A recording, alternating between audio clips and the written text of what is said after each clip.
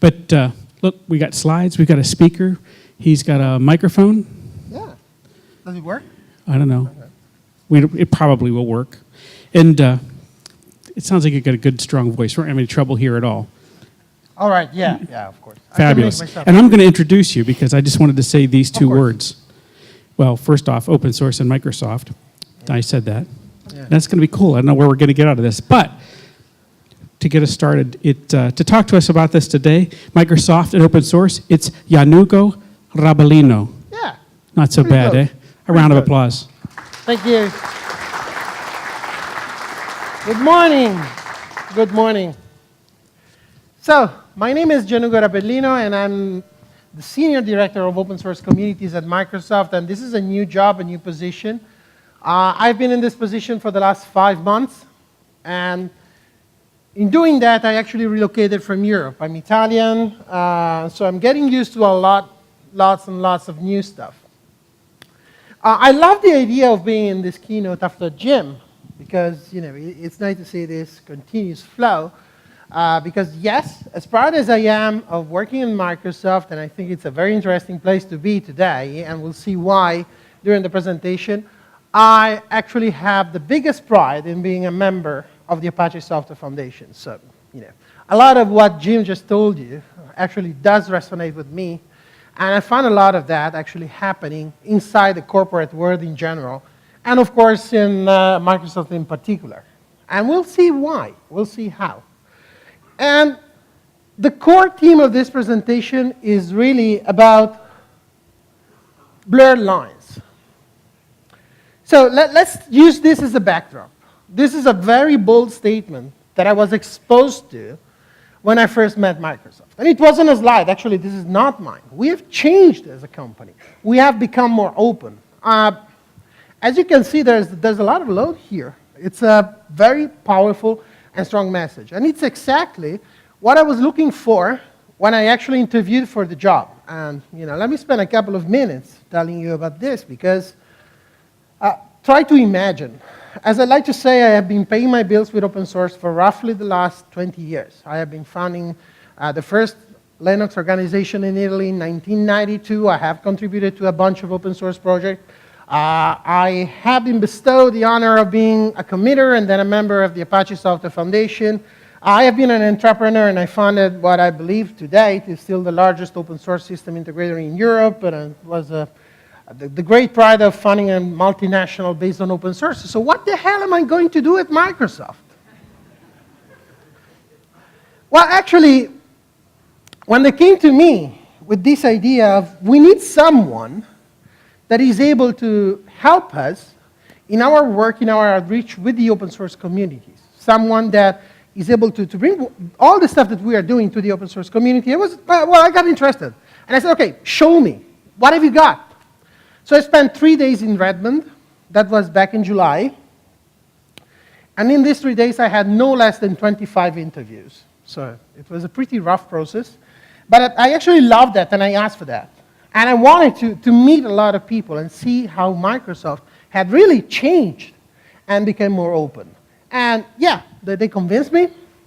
So I actually took my career, my open source credentials, etc., put them all at stake, moved a family of 4, including 2 kids, 2 beautiful girls. One is 2 years old, the other will turn 1 in a couple of months. So you can imagine, it wasn't an easy choice in theory, but it became very easy once I understood not only that Microsoft was way more open than what I thought, but also, and more important, because there were reasons why.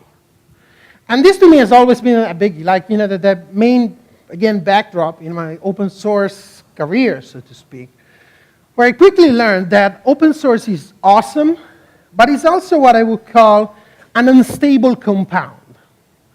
If you only take open source as a distribution method for software, well, that's fine, that's nice.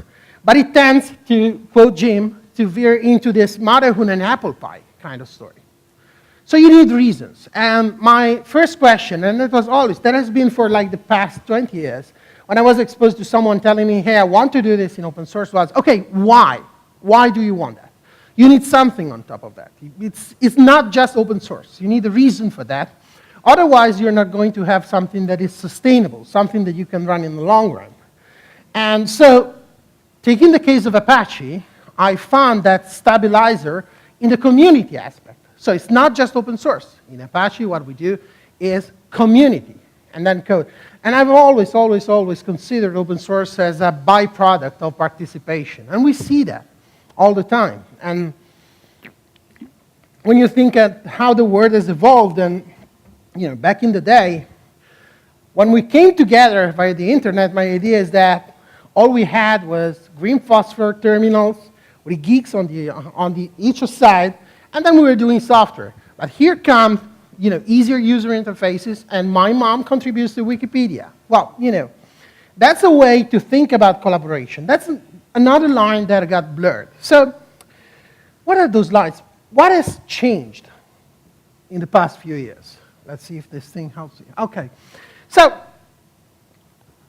when we approach open source, openness in general at Microsoft, we usually think about three factors. And those are three areas where I really believe that there's been a lot of evolution in the past few years. And it's important to delve into that. So let's start with the first line that I want to blur. And the first line is going to be standards. Standards in sort of open standards in particular. The intermixing of standards and open processes to access standards, and reasonable licensing in terms of standards, and open source implementations of standards. That's been a huge factor. And standards are becoming more and more important. The problem with standards, as we all know, is that there are so many to choose from. And the processes are so different. And you know what? It is actually expensive. Because when you think of all the standards body, and this is just a small selection, Microsoft participates as something like more than 1,000 people working in standard group. We participate to more than 150 standard bodies. When you think standards, don't just think of the obvious stuff like HTML5. You should really think about a long list of standards body. Those are the ones that come up with technologies that power these things, like USB, like HDMI, like everything that allow me to actually plug this thing into a power socket that this thing never knew, and plug my video into an HDMI, converting it to VGA, and then going up on screen. So it's a lot of stuff. And the process of approaching standards has changed over time. We have an example right in front of our eyes, and I believe it's safe to say that a lot of people in the audience have been exposed with web and web technologies. And we're seeing what's happening now with this new revolution of HTML5, which is the perfect example of how standards are built today. And it's amazing to see how anyone in this room could be exposed to what the various working groups at the W3C are doing in evolving this new standard just by going to public mailing lists, going to publicly visible documents. Well, I think that's a line that is somewhat blurring, because at that point, having an open standard in some cases becomes more and more important than having just some open source technology that doesn't adhere to any standards. Of course, there is this nirvana where you can have everything under the sun, but at the end of the day, what we need is interoperable solutions. The world is becoming more and more complicated, and we're seeing every day. We're talking not only interoperability within vendors, we're talking about interoperability at the level of the same vendor who sells different devices. It is important, and you can get there by using open processes to develop new standards. So, and we're doing that. We're participating to countless standard bodies. Actually, a colleague of mine that has an office right in front of me is the co-chair of the HTML5 working group. We've done a lot of stuff with Internet Explorer 9. We just came out, and Internet Explorer 9 has one thing, and it is strong support for web standards. Because, that's one evolution path that we cannot forget. And it's a great reason to actually go out there and have open conversation.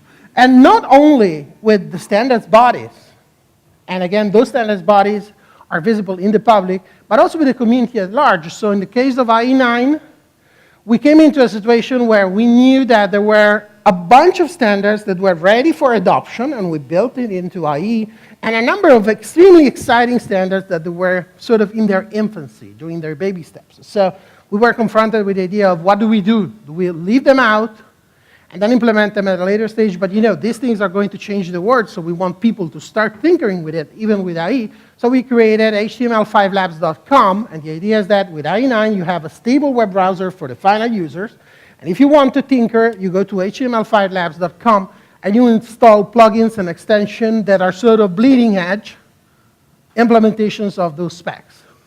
And we're discussing them in the open. There are mailing lists, there are forums where you can do that. So that's one pillar.